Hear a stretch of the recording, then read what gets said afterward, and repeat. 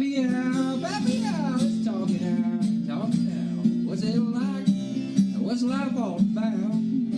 Oh, Pappy Hour, say your piece. Laugh at yourself, slap your knee. Roll up a chair, it's time for Pappy Hour. Your hosts, Lucas Buddy and Eric Thompson. Ready for that riff?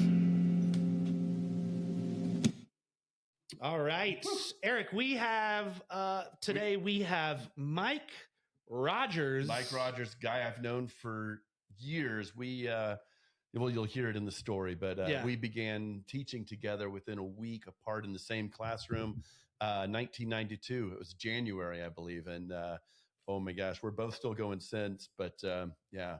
Great stories. I mean, you guys just stick around for the whole thing. I know a lot of people I look at the analytics. I know you guys only stick around for like 30 minutes, but you want to stick around for this entire episode because hold it. We've got some fantastic stuff towards the end that you don't want to miss out on.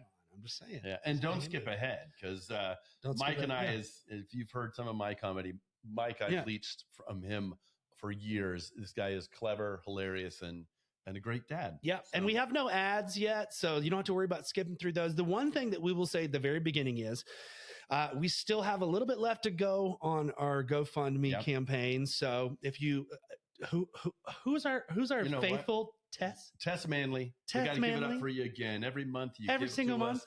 I know you're listening every week, so we want to give you thank you tip of the hat. So much. Yes. And you're going to love this because you know Mike Rogers. So oh my gosh. All right. Yeah. So if you haven't already given to that, go ahead and give to that. And without further ado, here's Mike Rogers. Cheers, everybody. We're starting now. Yeah. We're live. Yeah, we're recording. I mean, we can listen.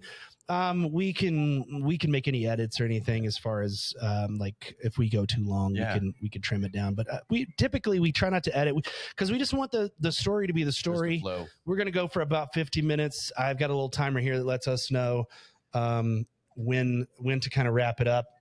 Okay. And then if you've had enough of us and just say, I think that's my story, you can let us know. You can just turn off your screen. Yeah, that's the great thing about being virtual like this. So we already had enough of Eric.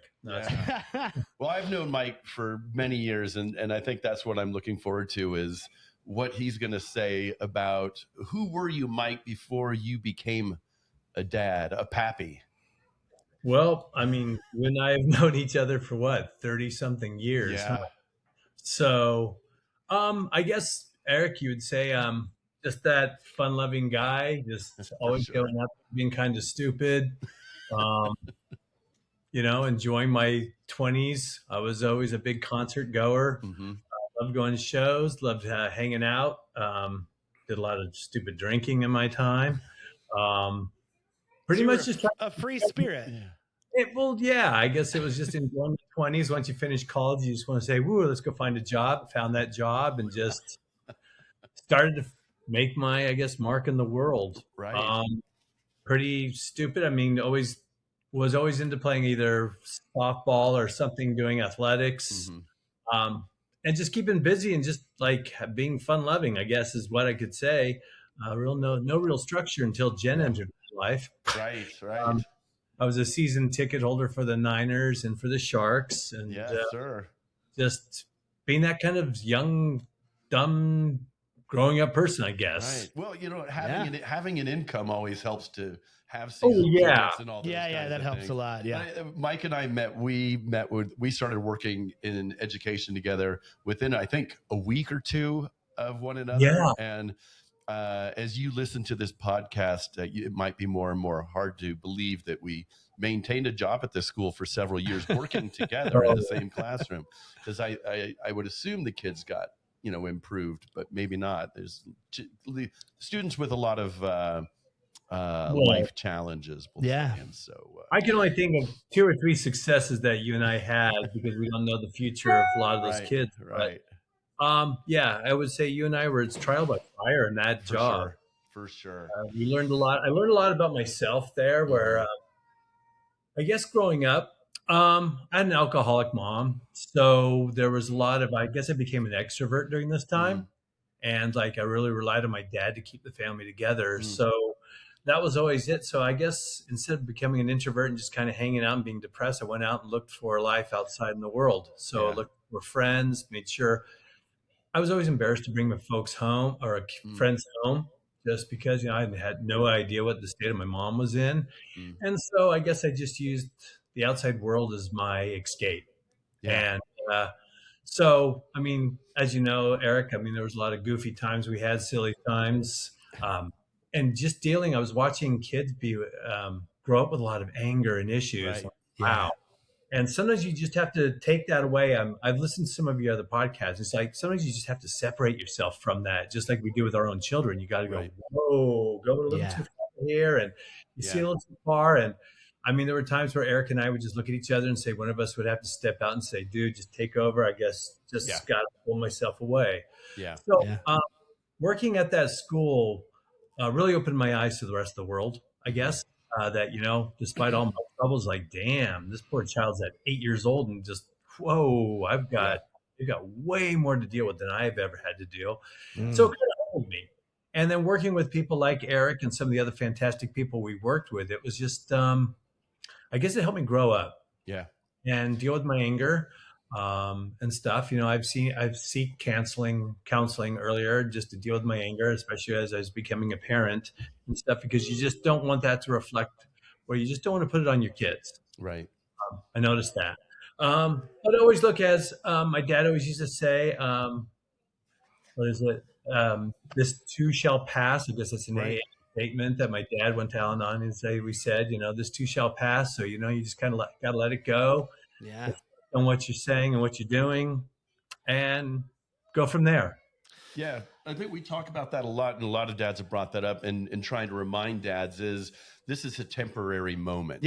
Right. And as brutal as it seems, and it doesn't seem like it's going to end, it will pass. You're going to be smiling again. You're going to be loving again. But sometimes that frustration happens. It's hard to remember when you're in the middle of it. I mean, I think about Stella all the time, and she's my only kind of point of reference for these like developmental situations where to her, like when she's in a bad mood or when she's hungry or when she's scared, I can't imagine she thinks that like that this is everything. Like it's never going to end. And we forget that as we grow up, that still as adults, when we're in the middle of that frustrating moment or that learning moment, like it feels like this is everything and forever. And it's always been like this and it's never going to change.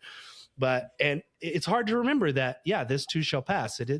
It may be a cliche, but the reason I like to say the reason things are cliche is because they so often are true enough to the point where people are like, yeah, I get it.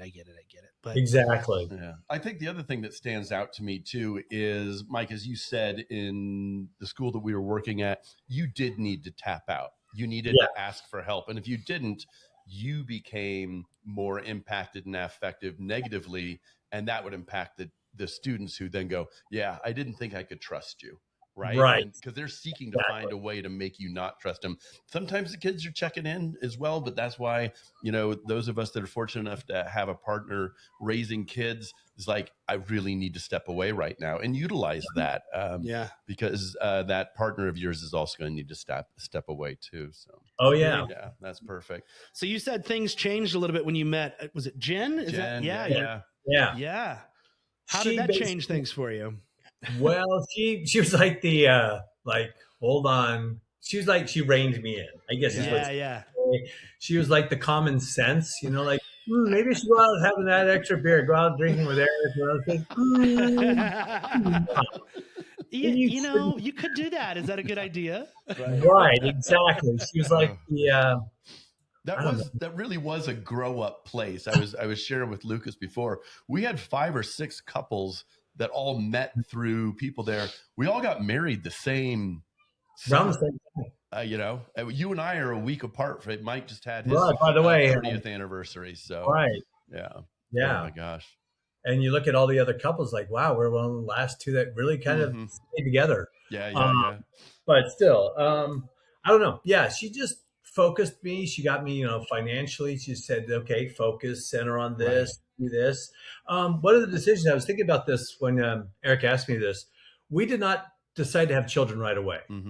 we wanted to grow as a couple first, Yeah. and learn what life is like and get grounded there. We took 5 years before we had our first child. Right. So we focused on ourselves and our relationship and made sure everything was just going smooth when we thought, okay, now it's time to have kids. Right. So we both kind of got geared up for that financially, emotionally, as a couple. Mm-hmm. That's what you guys had been renting for a long time. Were you, I don't remember this, but were you able to buy before having kids? God, no. Okay. We were renting. No, both Katie and Nicholas were born when we were renting. Yeah. Then we found our first home. Okay. Yeah. All right. Which was kind of an adventure, putting two kids. Did the kids have I'm sure they made some sort of impact on the decision you made for home and school district and all that stuff. And yeah. Well, when we decided to have children, we decided we'd live in San Mateo and we'd look into other places. But as the time, as Eric knows, just trying to find a home in our area can be tough. Yeah. And when we were looking for a home, it was competitive as hell. Right. We were competing with a lot of young couples who had a lot of cash from the .com industry. So we'd go and put bids on homes, and these people would just outbid us. Right. And it's just like, oh my God, what's going on? Right. Which is one of the things that drove Kristen and I away from California. Right. Yeah. So that's why we made our way out elsewhere. Which I'm sure Colorado natives are loving hearing that. But I've been here for 27 years.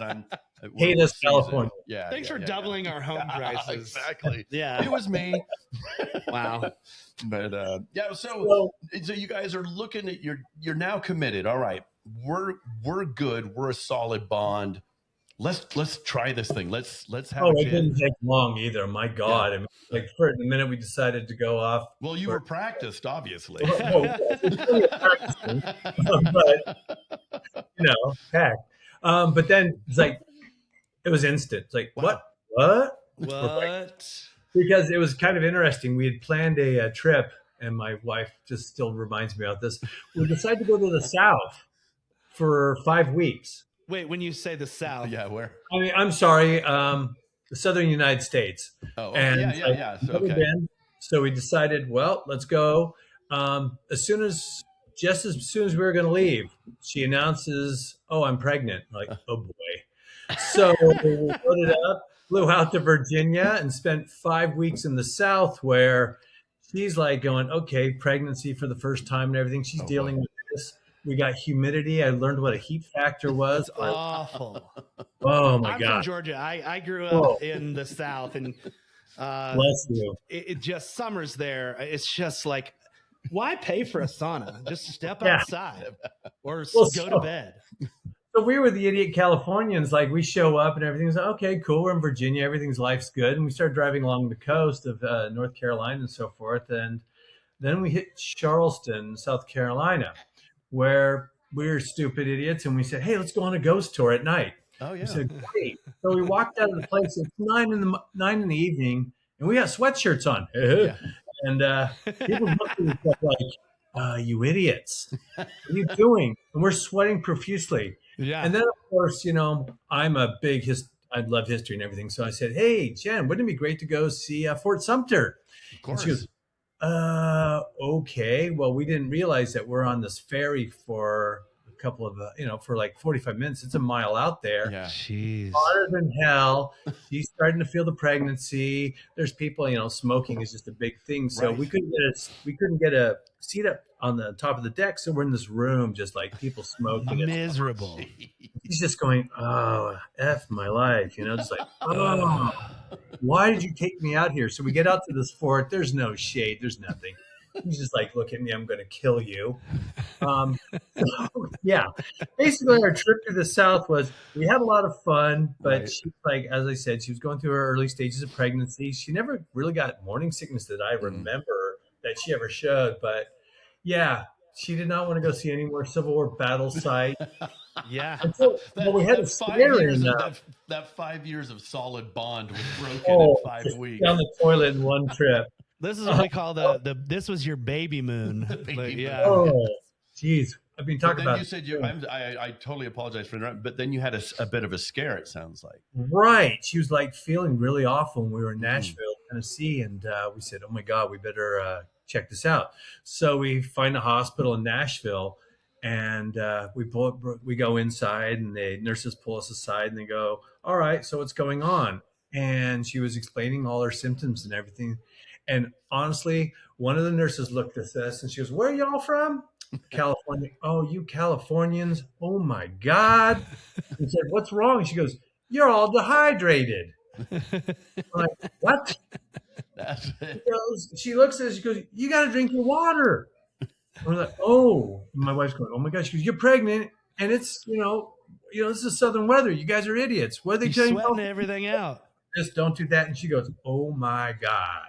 Yeah. You guys live in a bubble. And I go, what? She goes, my wife goes, well, what are you saying? She goes, you go out and enjoy. You drink your water. You can have your beer. You can have your wine. You can have whatever. Don't go crazy. Yeah. Enjoy it. And we're like, okay. We got to see our daughter for the first time because they did the sonogram. Ultrasound. Yeah. Ultrasound, right? And we called her our little peanut because Yeah.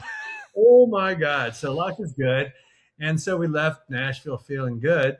And then I said, well, let's go to Lynchburg now. How dare you? Come on, Mike. Now that we're pros. I mean, might as well. We're men.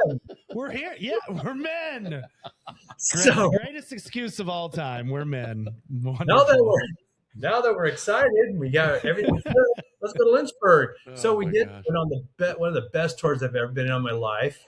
And by the way, it's in a dry county, so you couldn't drink. But yeah, it was kind of very nice. We were in New Orleans, and it was just God. The humidity up there, and she goes, "Well, Mike, you can't really drink anything. I can." We had a great time, and it was great. And then we came back, and then, boy, then all life went kind of nuts when you have your first child. Right. Yeah. So what was that? All of a sudden, Jen's like, Mike, it's time. What was happening? Oh, God. All right. So I wasn't sure. I'll tell the story. I'm sure, Eric, you've heard this one. But so she had a long pregnancy. I mean, the labor, in fact, the day before we were with her brothers. Her brothers came out, everyone, this is the day we're all excited. The baby's going to be born, all this stuff. And we're like, okay. So we went for this long walk with her. And both brothers are going, what the hell? Come on. We're doing some hills. We're doing all this. They say, hey, walking for labor and all this stuff. We're like, okay, great. Nothing. They leave. Boom. It hit. Yeah. Oh my God. So, kind of funny stories, a couple of stories about that. So we had a woman who was assisting with the birth. I wouldn't call her a doula? Yeah. I guess it's whatever. She was midwife. And she was great. And so we get to the hospital. She's going through labor and everything like that. And it just goes on and on and on. And I don't know if you both took birthing classes. Yeah. Yeah. All that stuff. And they said, oh, don't worry. This is what we're going to do. We're going to do this, that, and the other. And don't worry about any of these other tools or all these meds and all this stuff. You're never going to see them. Everything works out great. Bullshit. Every one of those tools and things that they warned you about and said, look out for this and that. So anyway, we were sitting there. I'm sitting with my mother-in-law. Somehow mother-in-laws are always there. So we're sitting there in the room, and she's going through labor. And they finally looked at me and said, hey, Mike, why don't you just go home? You've been here for hours. Why don't you go home and shower? Great. So I did. I literally put the key in the door. The phone rings. Get here. She's going through it now. Like, what? So I don't know. I know Eric's familiar with El Camino. Yes, so yes. I had to drive from San Mateo to Burlingame, which is only about 4 miles, but there's like 500 lights. Yeah. And they said I would set a world record from getting there from point A to point B in no time. I come running in. Well, this is kind of an adventure now. So I come running in, and I'm sorry, I can't think of the birth midwife. The midwife looks at me, and she's young woman. She looks at me. She goes, well, it's all happening. I go, what's all happening? Well, she's going into labor. Everything's going. We're seeing that she's starting to crown. It's like, well, what do you want to do? And I said, well, let's go. Yeah. Right. And so the doctor goes, no, he will not be coming into this room. I said, sorry, what? Wait. And he goes, well, you couldn't handle the epidural. I go, what do you mean I couldn't handle the epidural? Yeah. And he goes, well, when we were going to give your wife the first epidural, you asked to step out. And I said, I don't need to see like a 6-inch needle going into my wife's back. Yeah. I mean, why do I want to sit through that? Well, if you can't handle that, I don't think you can handle anything in here. And I go, really? And so thanks. Wow. So then the woman that we had there, she's like going, yeah, he can handle it. Let's do it. Let's go. And we said, good. yeah, let's go. So we're like, all right. So they said, go get some scrubs for this guy. So then why do I can't think of the maid? So anyway, I can't think of her word. Yeah. Midwife, thank you. My God. The midwife comes. We're older, man. We're getting older. And she goes, this is the largest size we could find. And I'm not a small guy. I'm as tall as Eric, but I'm a lot wider. And I go, okay, I put this on. And all of a sudden I'm on fat guy and a little coat. I'm all ripped and taut in this thing. I'm like, okay, let's go in. So it's like a mid-drift. It was literally a scene from ER. Starting to birth, Katie's coming out. Everything's going well. All of a sudden, these alarms and whistles and all the machines go off. You know, her little heart rate monitor starts going flying. We're like, oh, hell.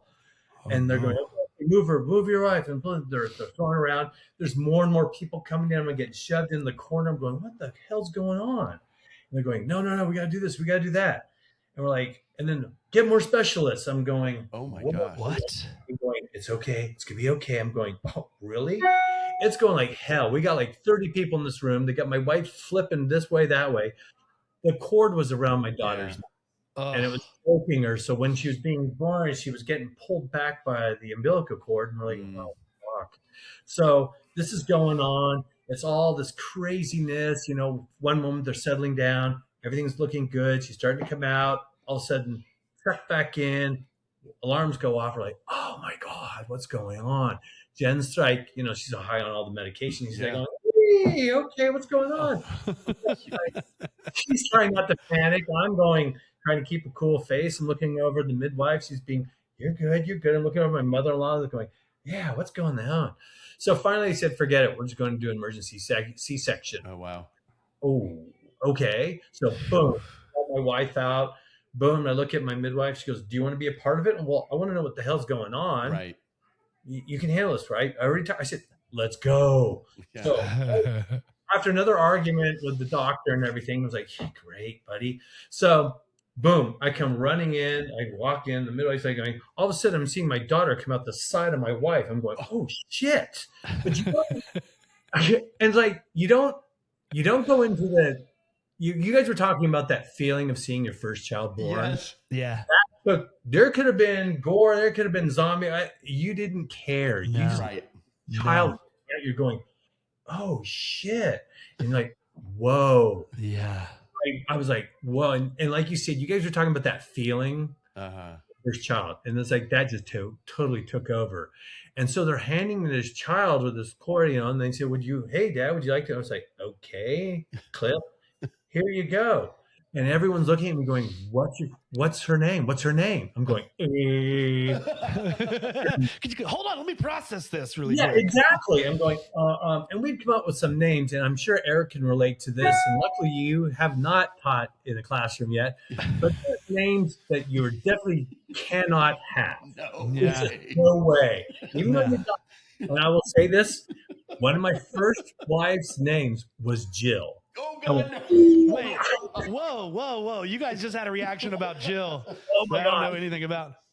I'm going. It's a lovely name. But. And I'm going. She goes, Jill would be a wonderful name. I go, no. And she goes, well, I said, you know that child. You've met that child. She goes, yes. I said, I will always make that association. And I go, she goes, you're right. And don't worry. One of our knowing our names, about Patrick. I'm like, oh no. What's sad. And I'm sorry, Lucas. I don't know if you like this. These are great names. Just the association you have, the experience. Yeah, people can ruin it for you. If you have one person in your life that has that name, that's just like complete nightmare. It's done. Boy. So I'm sitting there with this baby in my arms. They go, I go, oh, this is Katie. This is Catherine. They go, what a lovely name with the red hair and everything. Because you already showed red hair. And we're like, wow. Oh, great name. And I said, had nothing to do with this. No. Wait a minute. No. Hold on a second. Yeah. They said, here you go. Well, what we'd like to do is she was breathing. Everything's going. She goes, would you like to bathe your daughter for the first time? I'm like, sure. I'm like, now I'm walking out. How's my wife doing? They got the surgical team blowing her up. I'm going, she's good. Yeah. So anyway. So I want to hear her side of this story. Oh yeah, there's two sides to this story. So anyway, I went in, washed my daughter off, got her all swaddled, and it was just like, wow. After all that intensity and everything, we're like, oh my goodness. And then, everything's going well. But like I said, I know you guys have probably talked about this. There's no owner's manual. They don't. No. They said, your wife's okay, everything's going. She's going to leave. You can leave the hospital tomorrow and everything. I'm going, okay. And, you make sure your little car seat's in the car. You put your wife in the car. You put your baby in the car. And they go, yes, so long. Bye. Yeah. I'm like, good luck. Wait. And they go, oh, no. Yeah. Boy. You got to go. Yeah. It's like the doors close and those aren't opening again. We got to do 8 more of these in the next 4 hours. Oh so you got to go. You got split. That's so funny. Yeah. You get in the car and you're driving home. You're like going, what the hell? Yeah. And then, I guess, even though your parents advise you, friends advise you, everything, you're still just you're not ready for it. It's like, wow. Now you said Jen brought a focus into your life. Yeah. Was this another level of focus? Oh yeah. Absolutely. It's like the only thing I kept thinking about as being now a dad, a husband, and a father was like, I want to make sure everything's okay for the two of them. You just go into that. Now I'm the provider. Now I'm the one who's supposed to make sure everything's okay. And Jen brought that into my life saying, you know what, it's time to take care of not only yourself, but now you have a family. It's like, oh my God. Yeah. And, so you're kind of like at their beck and call. I mean, both are fathers now, what it's like early. Yeah. And my wife couldn't do much. Right. I mean, literally she had to wait till that healed. Yeah, it takes a while too. I remember Lauren getting her C-section and just like trying to, and our bedroom's up on the second floor. Right. So just like walking upstairs, we just had to we looked like Saving Private Ryan. Like she was like just over my shoulder. We were just like going one step at a time. Right. But it takes a long time for them to heal from that. Yeah. Right. And so you're kind of like thrown into this. And it's like Jen looked at me and says, yeah, you are now. You got it. It's on you now. Yeah. Get going. Mm-hmm. So how empowering was that after a while when you're going, shoot, I've got this and there's no other choice. I have to do this. Yeah. It was going great. I mean, it was like the basic needs. My wife, remind me, with a girl, you can't wipe up. It's like, we're right, and everything like that. And I don't know, you've had 2 boys, so you knew it, but girls are just kind of different. Yeah. Lucas knows. Lucas knows, yes. Girl dad. So it was basically learning just not only to be a father, but dealing with the girl and everything. Mm-hmm. And it was just like, it went well. I mean, until she got colicky and then we had some issues, which was kind of like a eye-awakening for all of us because Katie just could never settle down. We would feed her and she would just cry and cry and cry. And they're saying, oh, she's colicky. Yeah. No, there's something going on. So for 6 months, we were like pulling our hair out, no sleep, anything. Yeah. I mean, I don't remember. I'm sure both dads can relate watching TV at 2 a.m, seeing Me TV or something, catching up on Hogan's Heroes and Lucy and some episode you're sitting there watching MASH, holding this child, going, oh, this is a funny show. And then realizing you have to go to work the next morning. Right. Yeah. Did it. But she was really colicky and everything, and she was crying. And I remember dropping her off at my parents one night saying, hey, we'll take care of Katie for you. You guys go out and have a lovely evening. We said, okay, great. Yeah, sure. We got back and both my parents are going, what the hell is going on? And we said, what do you mean? She goes, that child just cried and cried and cried for like 2 hours straight. And we said, oh, welcome to our world. Weren't you the one? Don't worry, 45 minutes, she'll fall asleep. No, Katie could go 2 hours and still with him. It wasn't until someone finally said, and I don't know who it was, they said, take her off of the breast milk, take her off of formula. They said, take her off breast milk. Yeah. Red formula, the same thing. Someone finally just popped off, try soy. We're like, what? Huh. Soy formula. So we did. All of a sudden. It's lactose intolerant. And we're like, oh my God, we've been putting milk into this child. No wonder she's been screaming. Everyone's saying it's funky. Yeah. And after that, those 6 months, it was like bliss. It was like a whole new world. It's like, oh my God, now we go. This child's not being, just going through the pains of stomach cramps and everything else like that. So now she's like normal. Like, oh, this is okay. This is bliss. This is game changer. Yeah. It's so awful whenever your kid is hurting like that and you have no idea. You're trying everything and you just feel that common denominator amongst all dads that we've talked to. There's just always a point where you just feel completely helpless. Yeah. And you just have to keep going. You just have to keep showing up. And that's where I noticed that I had to watch my anger too, because of course the helplessness turns into manifests itself to something else. That's anger. So then, Jen and I would go at each other going, I don't know what to do. I don't know what to do. And so you're kind of like both yelling at each other. And then, and she would look at me and go, she's our daughter. Let's figure it out. So I just want to go out. Hey, Eric, you want to go get a beer now? I'm like, no, you are going to stay home. Yeah, you're hanging out, man. Yeah. So Jen, the voice of reason. Exactly. That was our first one, and our second one, everything by the book. Nicholas was literally everything you read and how birthing should go, all that stuff. He was like by the book, except for he was a 10-pound bowling ball that came out. And my wife goes, because they were asking, do you want a VBAC? And we said, I don't go VBAC. And they said, yeah, she had a cesarean. Do you want to have a vaginal birth? And we're like going, my wife goes, yes, I'd like to know what it feels like to have a natural birth.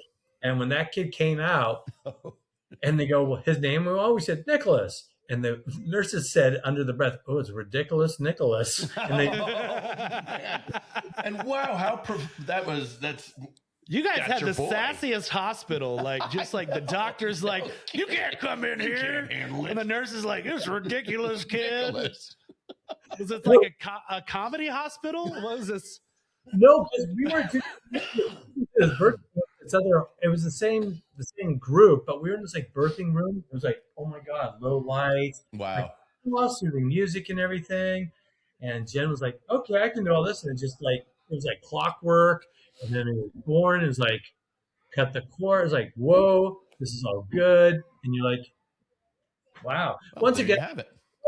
And I don't want to blame it on Nicholas, but it's not the same feeling on your second child. It's just, it's like, yes, you're so happy. Mom's, Jen's okay. Child is great and everything. Yeah.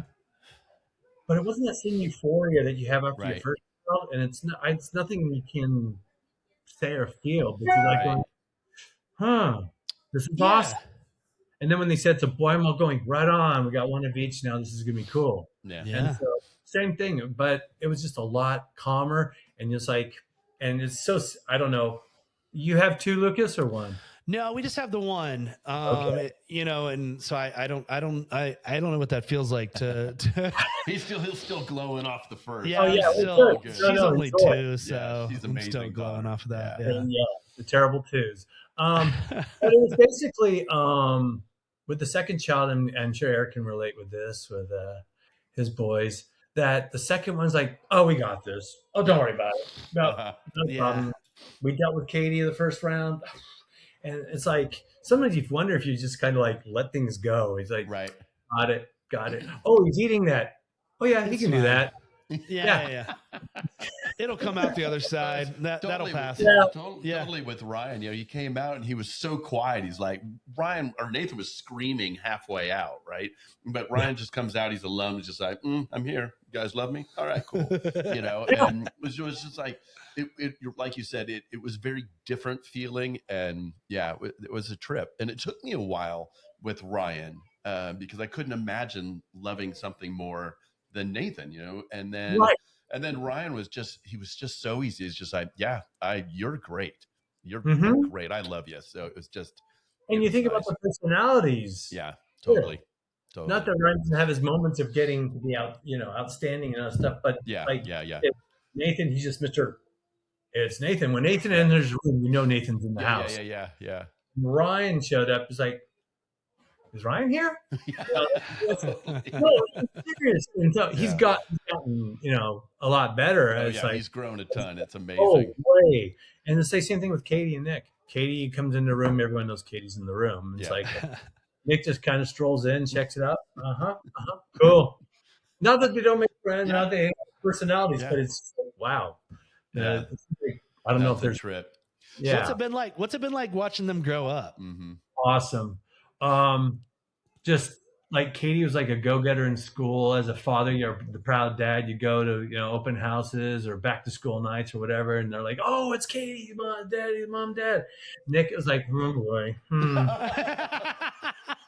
One of my dad proud moments, or as a proud parent, my mother or my wife and I go to a back to school night or an open house, and we come walking into one of Nick's third grade class, and we're looking around. Third grade. Yeah, it was third grade, I think. Anyway, we're looking around and everyone's got all their little desks and they have their little names on it and all the little stuff. And we're going, my wife and I going, do you see Nick's desk? Oh, dear. Oh, boy. Yeah. And then we walk up to the teacher. Hi, we're Nick's. Oh, yeah. Oh. Over there. Oh, no way. There's this desk over by the chalkboard. We're like, oh, my God.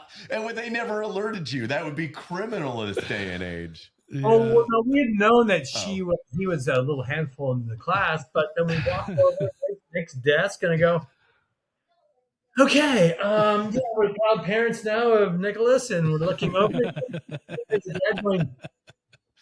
Yeah, that's my boy. That's my boy. I love it. You guys, all the other families are sitting in one clump, and you guys are over by the chalkboard going, hi. Can you guess why we're over here? Yeah, and he goes, this is his friend, the pencil sharpener, and the yeah.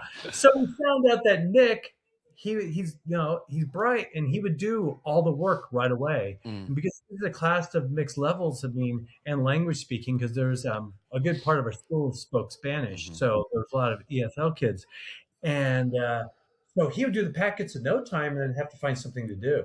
And he would be the one crawling on the floor, getting into people's stuff and everything because he was bored. Yeah. And they said during nap times, I remember it was like, hey, Mr. and Mrs. Rogers, could you give Nick some puzzles or something during nap time? What? He won't nap.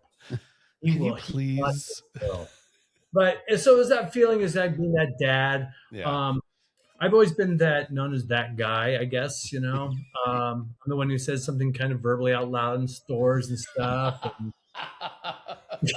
as we're growing up, the kids would go, Dad, shut up. Don't do anything. Don't say that. I know. Can see what you're thinking. Don't say that. Dad, please. Don't go there, Dad. One of my finest moments is both my children are really into sports, especially baseball and softball. So we were softball parents, and so I was a softball dad. I coached both my kids growing up until about age 12, and I said, you know what? These people know way more than the sport, and it's time for me just to separate because as it got more competitive, I tended to want to be kind of part of that competition. Right. No, now's the time. And once again, Jen, my sounding board goes, let's step away. Let's go back and enjoy. Let others take care of them. You've done your job. It was like, I sat on a bucket for my daughter for years because she was a pitcher. So I remember just sitting on that bucket, going practices, doing all that stuff. So we were fully involved. I was a total dad out there on the field. And one of my non-finest moments was I was assistant coaching one of our teams, my daughter's teams. And they get those temporary fences. They're like netting. Yeah. home run fence. Okay. So if it goes over the fence, it's a home run and stuff like that. So our team was told to go practice behind one of those fences. So everyone's all, okay. So all the girls are going over the fence, and it's only about 3 feet high. And so all the girls, I'm holding the fence, and all the kids are going underneath it and everything. And the other coach, he just hops over it. And I thought, yeah, you know what? I could do that. So I basically get on put the bucket down with softballs. I step on the bucket to go over the fence. The bucket comes out from underneath me. My legs scissor open. I catch the top of the fence, and I literally did one of those comedic or like cartoonish spins on the fence and just land right on my face. Boom! And I'm laying there, and the whole team's looking at me, and they're all, yeah! Way to go, coach. And it's like my other coach gets at me and goes, well done, Mike. Great job. Well done. And the girls are going, yeah, Coach Mike, yeah, way to go, yes. And my daughter wasn't there for this. And so I'm all sitting there myself, and the fence fixes and everything. And Katie comes running up to us, and she climbs over the fence, no problem. And everyone goes, Katie, way better than your dad. What? And yeah. So then 2 hours later, someone comes by, and one of the girls goes, hey, Coach Mike. I go, yeah, they fixed your fence. And all, yeah. All the calls out in the world that you've done to be obnoxious, and then one comes back and hits you hard. How long did it take you to live that down? Just that season until I did something else. Oh, okay. Yeah. Oh, yeah. Most of the time, people are waiting for someone else to do something stupid. You just, you know what? I'm just going to do it myself. That's funny. Yeah. So, being the dad, I mean, it has its greats, its moments. It has its good, bad, and the ugly. And we were talking about, anger management. Sometimes they will just push you and like life for someone just says, or there's something off in your brain that says, step away from the situation. Yeah. And then there's times where you just sit there and you have to just admit to your kids, hey, I made a mistake. Right. Yeah.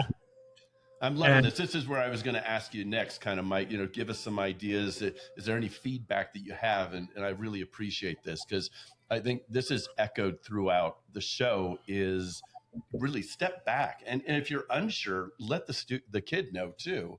Mm-hmm. I need to know more about this. I was always hesitant. Kristen was very confident with being able to understand a situation, and mine was just to say no right off the bat. It's like, that doesn't help anybody. So saying it a different way, but keep going with that, because I appreciate what you're saying. I guess my advice to dads, fathers out there, sometimes you're going to just react. You can't help it. Your kid just does something, and you just go, what the hell? What did you just do? Yeah. You got to think, especially being guys my size and stuff like that, we're pretty intimidating with their size. You gotta reflect on that. But then it's just like, wow, okay. And then you got to stop. There were moments where I reacted too quickly, and I've never hit my children, which I'm really pleased about, anger and everything. I'd always punch a wall or do something stupid like that. And you just got to back off. Don't let it get to you. Walk away. Yeah. If you're alone with the kids, just walk away. Say, Dad needs a timeout. Right. Too much. Dad needs a space. Right. And that's one of the things. And then you got to come back. And then we used to call it at that school, we called processing. Right. And you just process this moment. Come back when you're level-headed. And sometimes it's got to take an hour or so. And sometimes those kids they'll just still do it. They'll just keep. Just keep pressing at you. Yeah. Now we're kind of coming towards the end of our time here, and I could keep going and talking to you. Hopefully, we get a chance to hang out in real life sometime soon. That'd be great. But as we wrap this up, I want to kind of take it back to something you talked to in the very beginning to kind of tie into our last question, which is just as deep as the first question, which is, who are you now? Right. You said in the very beginning that your parents, you hesitated to bring your friends home to meet your parents. How do you feel about your kids bringing people home to meet you guys? And Yeah, I guess basically what it was is that I just didn't want to do whatever my parents did to me. Like my dad was, I mean, he took over and I wanted to be kind of like him. I wanted to emulate what he was doing and be like him. Not necessarily completely like him. I'm my own person, but there was no way I was going to bring my children up in an environment where there was alcohol to an extreme or anything like that. I always wanted to make sure that my kids could feel welcome to come home and bring a friend home. Right. And we could have people over. And that I would always maintain and control myself.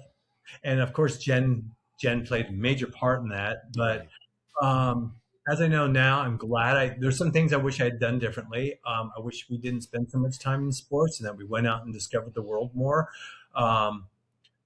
Yeah. And basically, I just want to make sure it was a safe environment for my kids. Yeah. They could come home, feel comfortable, feel free that they could talk to either one of us. And make them feel like this was a safe place. It was a nice place to live and grow up, and that they could go out and share stories to their children and emulate what they could do for when they become parents, model for them. I guess that's where I came. It was more humiliating, I guess, or humbling. Humbling's the word. Humbling. Yeah. Humiliating, but humbling that I'm a much mellower person. And and I found that through exercise and other ways, there's just other ways to deal with the anger and issues and stuff like that. And basically seek others to find that, go talk to others. Yeah. Help you need, advice, if say. That's basically my advice to the fathers. Just be patient. Yeah. There's going to be moments, rely on your partner. And another famous Mr. Rogers once said, if it's mentionable, it's manageable. Right. Yep. That's exactly just being able to talk about it, and again, I'll keep saying it until the cows come home. It's not about showing up perfectly. It's about showing up, just showing up at the ball game. It's showing up at the cookout. It's about like, just, showing up at the family gathering and just spending time. And a lot of times you don't even have to like have the answer. It's just about just being present, being present physically there. Like you said, sitting on the bucket, catching the pitches. That's it. Yep, yeah. Exactly. And then even when that pitch takes out your shin, you just go, that was a good one. Good pitch. Work on that one. Dude, love having you on here. Yeah. It just makes me happy to see your face. Nice to meet you. Did you think of a dad joke or a joke maybe? Yeah, it's a sports related one. So, all right. What do you do with an elephant with 3 balls? Okay. I'm afraid to Walk ask. them, pitch to the giraffe.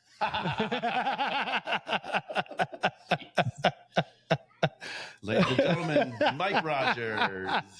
There you go. Love you, man. Again, thank you so much for taking the time. And we got to find a way when I'm out there, hopefully this summer, to find a way for even an hour, man, because it's just can we, if you want to stop recording, can I just do you have like 5 minutes to talk, less than that? Yeah, sure. All right. Yep. Cheers, guys. Thank you so much. You only get one spin around this rock. You only have so many days until it stops. And how you show up for your kids, well, that's your superpower. You might not know it now, but this is your Pappy Hour. Pappy Hour, it's talking out, talking out. What's it like? What's life all about?